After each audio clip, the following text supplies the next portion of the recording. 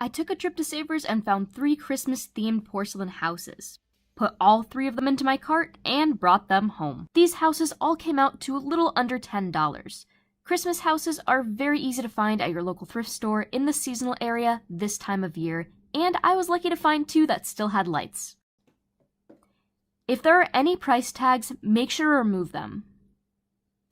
These porcelain houses are pretty easy to clean. A wet paper towel will take off any dust that has accumulated on them. These do need to be cleaned before you go and put paint on them, or you're going to have little spots that have weird dust marks, and it's not going to look that even.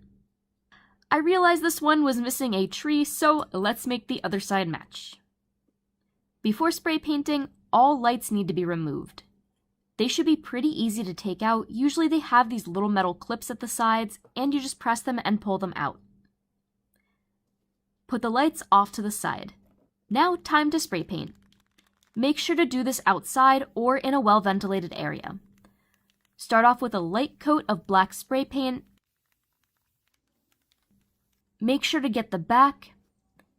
You don't have to paint the bottom. I would actually suggest not to. It'll actually help to make the houses look a bit brighter once you go and put lights back in them. Let the houses dry. It's going to take a few hours. While they dry, I am setting up a space. My cat thinks this table is all for her, but no, Bean. It is for Halloween decorations, and you are definitely not one, you are a cat. Take some boxes and put them onto a flat surface. If any of your houses came with a box, you can always use these. Now cover the boxes with a black sheet. I am using a black tablecloth that is textured and it looks pretty cool.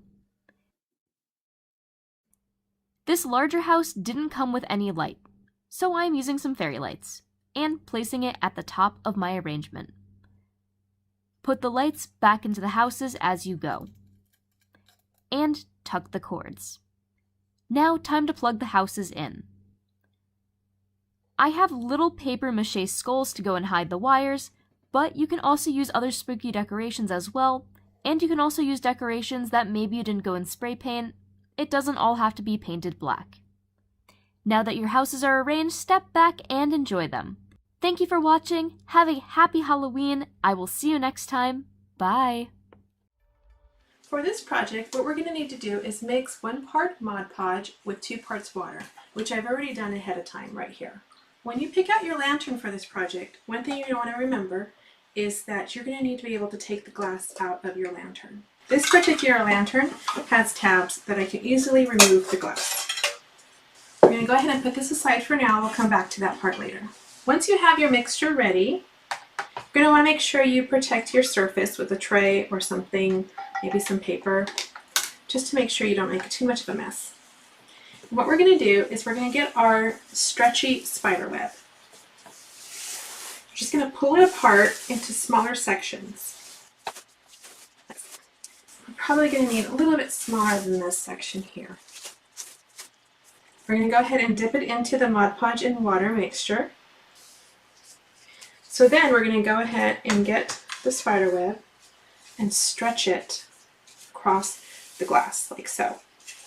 Just cover it as much as possible. And then just pull to remove the excess. And if you want, you can also peg it. Now we're just going to repeat this process for all 4 panels of glass. I like to start on the corner, kind of grab it, and then pull down like that. It just makes it a little easier to get the look I'm going for. Yeah. And just pull the rest off.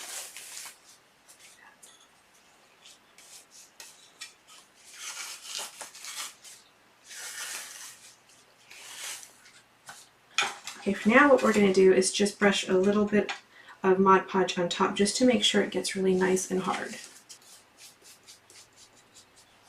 I'm using the matte formula. They also have glossy, but I find that matte works pretty good for this project. So I'm just blotting it a little bit just to make sure, especially the thicker areas, just to make sure it dries nice and hard. Okay, So what I'm going to do now is I'm going to lay this outside for a little while. It's a hot day today, so it should dry very quickly, and then we'll move on to the next step. While those panels are drying, what we're going to do is we're going to go ahead and add a layer of different colors of paint to the lantern to give it some texture and kind of give it an aged look. I'm using a black lantern, but you don't have to use black. You can use white, you can use galvanized metal, you can use any color that you have on hand, just as long as the panels come out so that you can do the spider web technique that I showed earlier.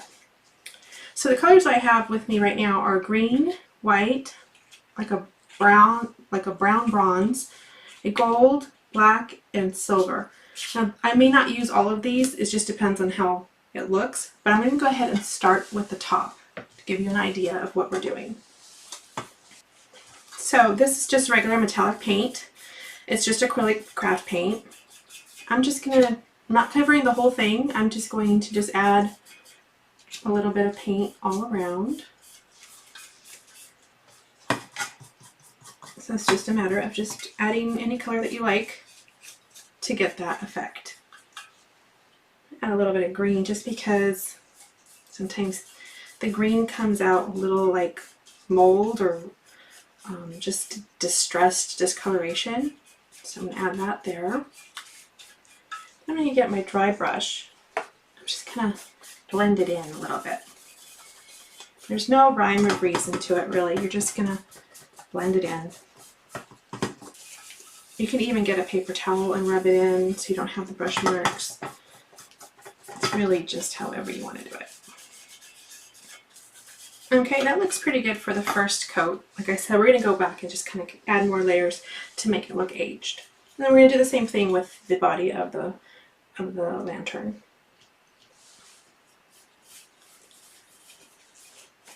Make sure you get all of the areas on the outside. You don't have to really worry about the inside too much because once we put the glass in, it's going to have more of an opaque look. You're not going to be able to see the inside. Once the panels are dry, you can go ahead and bring them back in and we'll start painting them. Now, if it's not warm where you're at, you can always use a hairdryer or you can just leave them overnight or even a heat gun if you're pressed for time. So what we're going to do now is just, if you have to make any adjustments to the web, go ahead and do that now. It's not a big deal if it kind of got loose when it was getting dried. We're going to get our brush and just dip again, same technique we did on the lamp or the lantern, and we're going to just paint it. I'm using this brown because I want it to look like it's really been there a long time. Like it's maybe not rusting, but just so discolored from the weather. But like I said, you could use any colors that you like. Okay, we're going to go ahead and get some Mod Podge and just kind of do the same technique. Another layer on top of the paint. This kind of seals the paint and the webs once again. Some of these thicker webs are a little harder to handle. But like I said, it's pretty forgiving. Just keep wrapping and then Mod Podge will do the trick.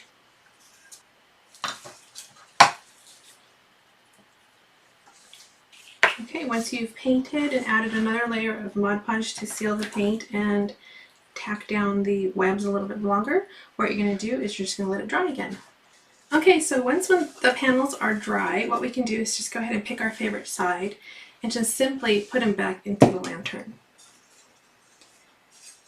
I'm going to want to have the webs. This is going to be for indoor use, so I'm going to go ahead and have the webs facing outside. If you want to mix it up a little bit, you don't have to have all the thick webs on the outside. You can turn it around if you have lighter webs on one side. It's just really up to you. It's how much webs you want to have shown. And so with this design, it's just a matter of putting tabs back in to hold the glass in place. So this one's a little chunky, so what I'm going to do is I'm actually going to face the webs on the inside for this one. And the last one, I'm liking this side better because we are going to put a light in it, and I think that light is going to look pretty cool with that opaque look on it. Okay, now what we're going to do is get our light. This is like a little hockey puck light. You press it and it turns different colors. So for Halloween, I like to use either the red or the green. I'm going to use green since we used green on the outside of our lantern. Now it's just a matter of putting the lantern back together. And there you have it. A really cool spooky lantern